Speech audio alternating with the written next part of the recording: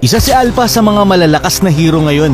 Nitong MPL Grand Finals nga lang, out of 7 matches, 5 beses siyang nagamit. Bakit nga ba siya malakas at ano ang mga kahinaan niya?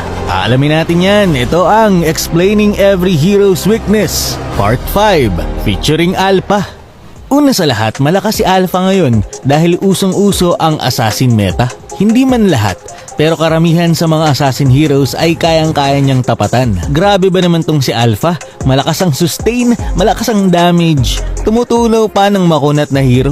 Bigyan ko lang kayo ng trivia sa mga skill niya kung gusto niyong gamitin siya sa RG.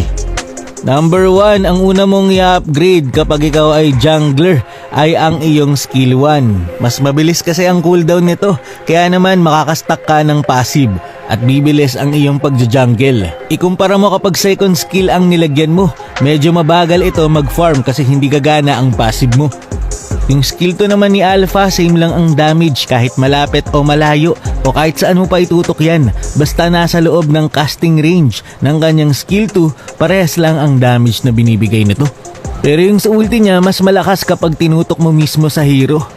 Kapag kasi ganito yung ginawa mo, mas mahina yung damage.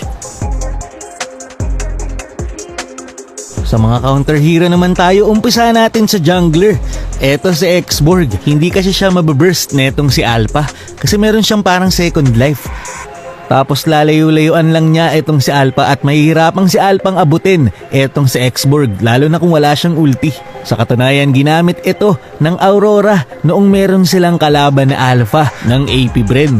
Nanalo sila at umabot ng 7-0 ang standing ni Demon Kite. Kaya naman pwedeng-pwede mo talagang i-consider ang paggamit ng Xborg. Next natin ay Fanny. Mahirapan si Alpha na habulin at patamaan ng skill etong si Fanny. Malakas kasi si Alpha kapag nababasic attack niya ang kalaban dahil sa kanyang true damage. Ang problema, iilang beses mo lang mababasic attack etong si Fanny kung Alpha ang gamit mo. Sa mga mage naman tayo, ayan, papasok si Cecilion. Ginamit din ito ng Aurora nung finals. Kasi si Alpha, isang magandang katangian sa kanya ay kaya niyang gumitna sa mga clash. Kaya naman, malaking advantage ito para kay Cecilion.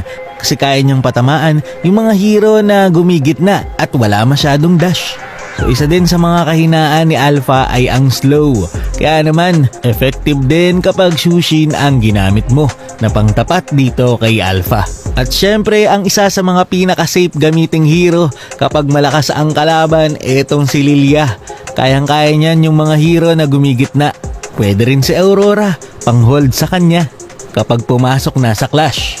Sa mga marksman naman tayo, nandyan si 1-1. Mahirapan si Alpha dito, ang bilis ba naman? Tapos meron pang purify ang kanyang skill 2. Makakatakas sa kanyang ultimate at mapupurify pa ang kanyang stack.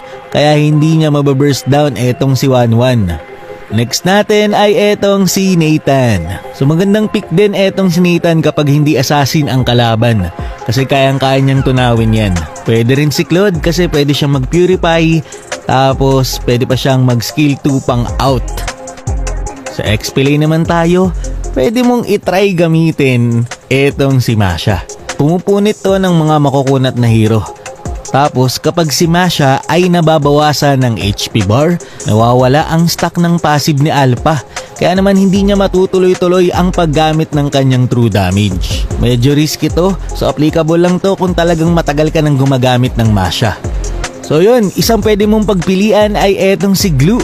Hindi niya kaya ng 1v1 etong si Alpha. Pero medyo mahihirapan din si Alphang i-burst etong si Glue kasi mare-reduce ang damage ni Alpha kay Glue kapag meron siyang marka ni Glue. At kapag clash na, pwedeng-pwede niyang hulihin at dalhin sa gitna palalo etong si Alpha. At syempre sa roamer naman tayo, nandyan si Diggy. Matatanggal ang crowd control ni Alpha at pati na rin ang kanyang passive. Pwede rin si Rafaela para ma-slow down etong si Alpha at matulungan ang kakampi na makatakas. Ganon din ang trabaho ni Matilda. Pero kung gagamitin mo si Alpha at meron kang ibang kasama, pwede mong i-recommend sa kanila ang paggamit ng Rafaela at Shushin.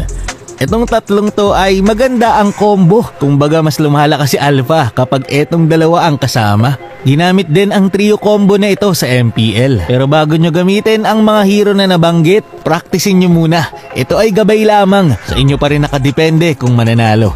Yun lamang for this video. Maraming salamat sa panonood and to God be the glory.